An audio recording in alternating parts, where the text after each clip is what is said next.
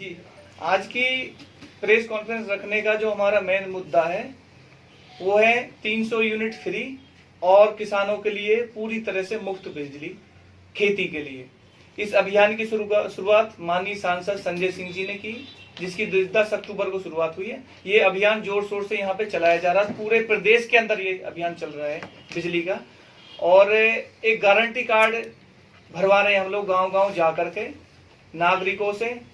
Guarantee card वो उसमें ये शर्तें लिखी हुई हैं कि हर घर को 300 यूनिट फ्री बिजली दी जाएगी और जो भी हमारे किसान भाई हैं जिनकी भी ट्यूबवेल हैं, जो खेती की सिंचाई करते हैं, उनको बिजली पूर्णतः फ्री दी जाएगी, निःशुल्क, उसमें कोई चार्ज नहीं होगा।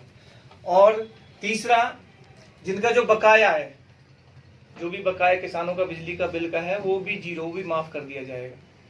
और चौथा, इसके अंदर जो मुद्दा है वो 24 घंटे फ्री बिजली दी जाएगी। ये पहला वादा है आदरणीय केजरीवाल जी का, जिसको लेकर के हम लोग यहाँ पे प्रेस कॉन्फ्रेंस कर रहे हैं। अब मैं चाहूंगा कि थोड़ा विजेंद्र भाई भी अपनी बात रखें। जैसे अशोक कमांडो जी ने कहा कि हमारी पार्टी का 2 घोषणाएं हो चुकी है, एक बिजली को लेके और एक शिक्षा को लेके। बिजली को लेके हमारी 4 मुख्य पॉइंट है, उसमें 4 मेन पॉइंट्स हैं। वो पॉइंट है 300 यूनिट तक घरेलू कनेक्शन पर बिजली फ्री, ट्यूबवेल कनेक्शन फ्री, बकाया सभी, चाहे वो घरेलू हो चाहे वो ट्यूबवेल के हो, बकाया बिल माफ और 24 घंटे बिजली।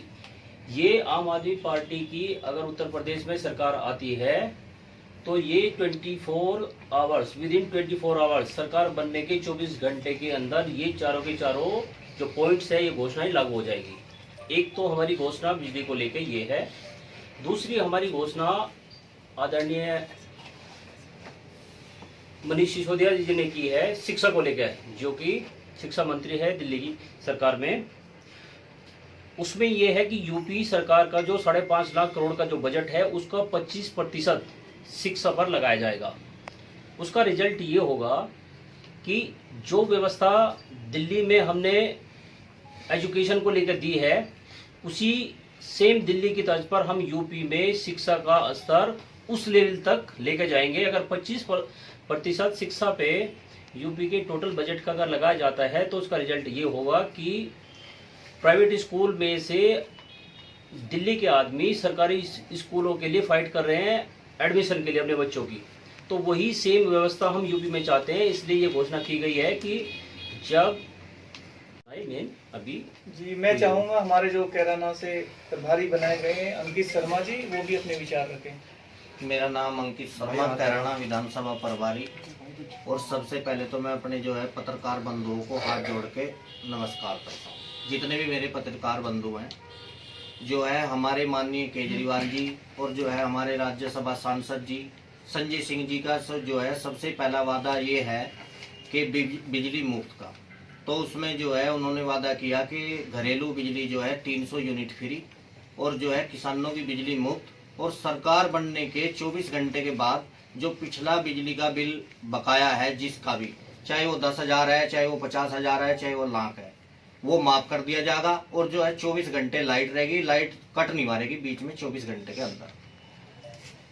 जी, ये अभियान चल रहा है। मैं भी यहाँ पे पिछले 3-4 दिन से यहीं पे रुका हुआ हूँ और खुद गांव-गांव जा रहा हूँ मैं। और जो हमारी टीम गारंटी कार्ड भर रही है गांव के अंदर जा करके डोर टू डोर, तो मैंने लोगों से वहाँ पे बातचीत की है। एक बहुत पॉजिटिव माहौल मुझे देखने को मिल रहा है, सुनने को मिल रहा है। कितने बुजुर्ग हैं, वो चाह रहे हैं कि ऐसी सरकार आए, क्योंकि हमारी सरकार ऐसी है जो वादे करती है वो पूरे करती है। ऐसा नहीं कि बड़े मन से हम सिर्फ घोषणाएं कर रहे हैं। इसलिए हम गारंटी कार्ड भरवा रहे हैं कि लोगों को विश्वास हो, जो सारी सुविधाएं दिल्ली की वो यूपी में आने वाली है। तो लोगों के अंदर खासा उत्साह इन चीजों को लेकर के कि हम लोग कहीं ना कहीं 74 सालों से लूटते आ रहे हैं और एक बार वोट देने के बाद हम पूरे 5 साल पछताते हैं।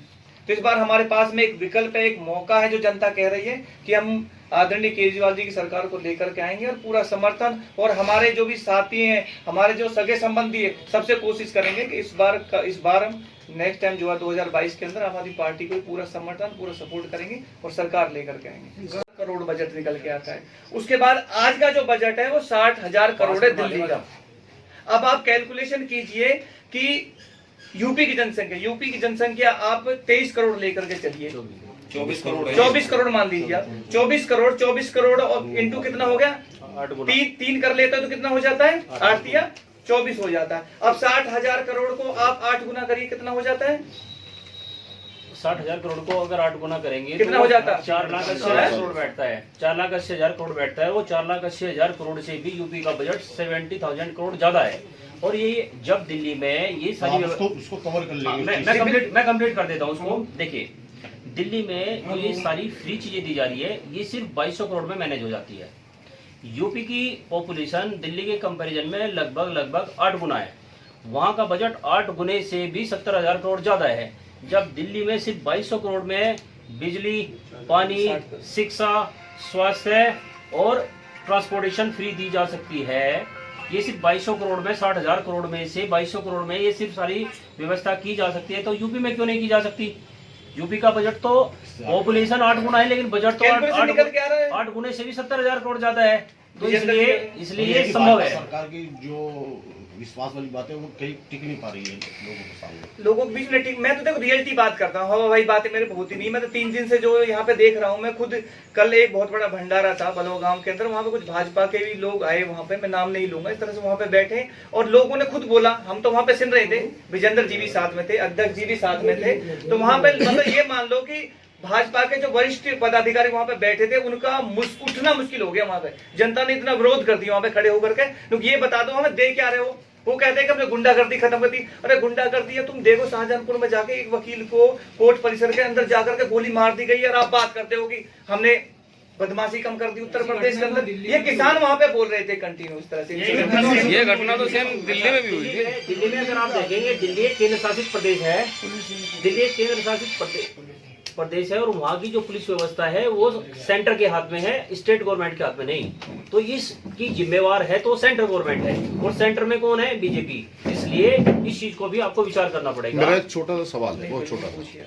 मेरा सवाल ये है कि भारतीय जनता पार्टी से आप अपना चुनाव मान रहे थे, आप उस दिन भी आपने बताई थी बात, वो 1-2 बच्चों का कानून ला रही है, उसके बारे में आपका क्या कहना है? मैं थोड़ा सा अपना पॉइंट यहाँ पे रखना चाह रहा हूँ। हमारा जो मेन चुनाव है, देखो बीजेपी को पब्लिक ने नकार दिया है और इतना जबरदस्त विरोध है हमारा बीजेपी के साथ में। मैं ये कहता हूँ, हमारा किसी के साथ में कंपटीशन नहीं, हमारा कंपटीशन अपने आप से है।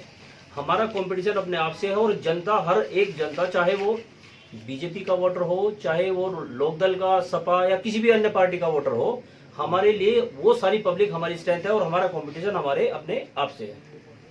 जी, अपना हाँ, मैं दूंगा आपको जवाब। जी बिल्कुल, मैं समझ गया, आपकी नजर मेरी तरफ है।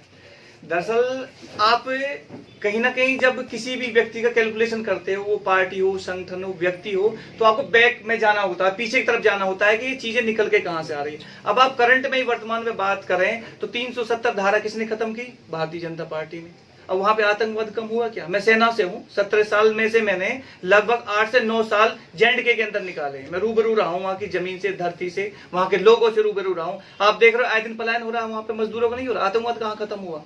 तो इस तरह के कितने ही वो सिस्टम लेकर के आती है भारतीय जनता पार्टी कि कहीं ना कहीं लोगों को गुमराह किया जाए, लोगों को बरगलाया जाए, लोगों को ऐसा लगे कि कहीं ना कहीं हमारी जो रक्षक है वो भारतीय जनता पार्टी है। लेकिन भारतीय जनता पार्टी को जनता देख चुकी, 5 साल से तो यहाँ भोग रही उत्तर प्रदेश के अंदर। तो इस तरह के कितने मुद्दे और भी लेकर के आएगी, जनसंख्या नहीं और भी मुद्दे लेकर के आएगी। हो सके कहीं ना कहीं हिंदू मुस्लिमों को लेकर के कोई दंगा कुछ भी निकल के आ जाए। आपके एजेंडे में क्या रहेगा इसका 2 बच्चों का कानून का?